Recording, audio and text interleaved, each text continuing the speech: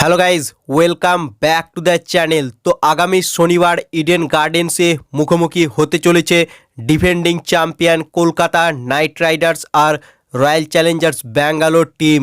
অর্থাৎ কলকাতায় আসছে বিরাট কোহলিরা। আর ইডেন গার্ডেন্সে আরসিবিকে হারানোর জন্য কতটা প্রস্তুত রয়েছে কেকেআর টিম, সেটাই আজকের এই ভিডিওতে আমরা জেনে নেব। তো শনিবার মূলত ইডেন গার্ডেন্সে লড়াইটা হতে চলেছে কেকেআরের স্পিনার বনাম আরসিবি টিমের ব্যাটসম্যানদের মধ্যে। অর্থাৎ কেকেআরের স্পিনারদের কিভাবে খেলবে আরসিবি টিমের ব্যাটসম্যানরা, সেটাই কিন্তু মেন ব্যাটেল হতে চলেছে এদিন শনিবার ইডেন গার্ডেন্সে। কারণ আমরা যদি আরসিবি টিমের স্কোয়াডটা দেখি, সেখানে কিন্তু তাদের টপ 3 ব্যাটসম্যানই নির্ভরযোগ্য রয়েছে। বাকি যারা রয়েছে টপ 3-র পর তারা সেরকমভাবে স্পিন খেলতে পারে না এবং তাদেরকে ভরসা করাও যায় না। যেখানে টপ 3-তে রয়েছে বিরাট কোহলি, ফিলিপ সল্ট আর রজত পাতিদার। এরপরে যারা রয়েছে Kunal Pandya, Jitesh Sharma, Liam Livingstone, Tim David, এরা কিন্তু নির্ভরযোগ্য ব্যাটসম্যান নয়।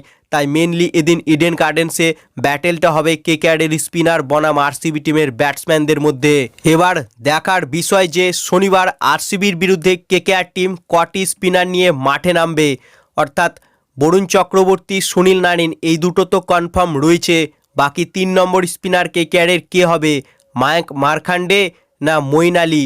তো মায়াঙ্ক মারখান্ডেকে যদি খেলায় সেটা একটা রিস্ক হতে পারে, কারণ মায়াঙ্ক মারখান্ডে খুব একটা অভিজ্ঞ প্লেয়ার নয় এবং সে কিন্তু রান লিক করতে পারে। অন্যদিকে মঈন আলীকে খেলালে বিদেশি ফাস্ট বোলার খেলানো যাবে না, তো সেটা কোনো অসুবিধা হবে না কেকেআর টিমের জন্য যদি কেকেআর টিম মঈন আলীকে খেলিয়ে দেয়।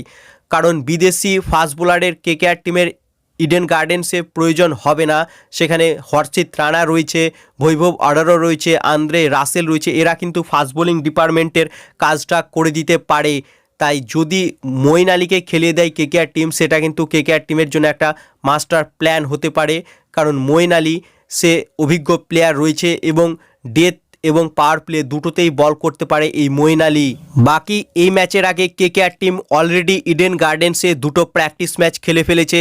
সেই প্র্যাকটিস ম্যাচে কেকেআরের ক্যাপ্টেন অজিঙ্ক্য রাহানে ছাড়া বাকি কেকেআরের সব ব্যাটারি কিন্তু আগুন ফর্মে রয়েছে। অর্থাৎ ভেঙ্কাটেশ আয়ার, রিঙ্কু সিং, রামানদীপ সিং, আন্দ্রে রাসেল সকলেই কিন্তু বিধ্বংসী রূপে ব্যাটিং করেছে সেই প্র্যাকটিস ম্যাচে, যা কিনা আরসিবি টিমের জন্য একটা খারাপ খবর হতে পারে। কারণ আন্দ্রে রাসেল আরসিবি টিমকে পছন্দ করে, সে কিন্তু বরাবরই আরসিবির বিরুদ্ধে ব্যাট হাতে জ্বলে ওঠে। তাই ইডেন গার্ডেন্সে এদিন কিন্তু আরসিবির বিরুদ্ধে আবারও সেই রাসেল মানিয়া দেখা যেতে পারে। এছাড়াও ভেঙ্কাটেশ আয়ার, সেও কিন্তু আরসিবির বিরুদ্ধে ভালো খেলে।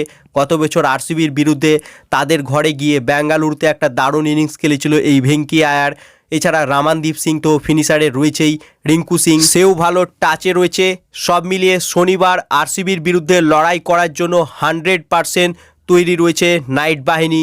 তাই দেখাই যাক আইপিএল 2025-এর ডিফেন্ডিং চ্যাম্পিয়ন কেকেআর তাদের ঘরের মাঠে আরসিবিকে হারিয়ে এবছর আইপিএলের সফর কি তাদের জয় দিয়ে শুরু করবে।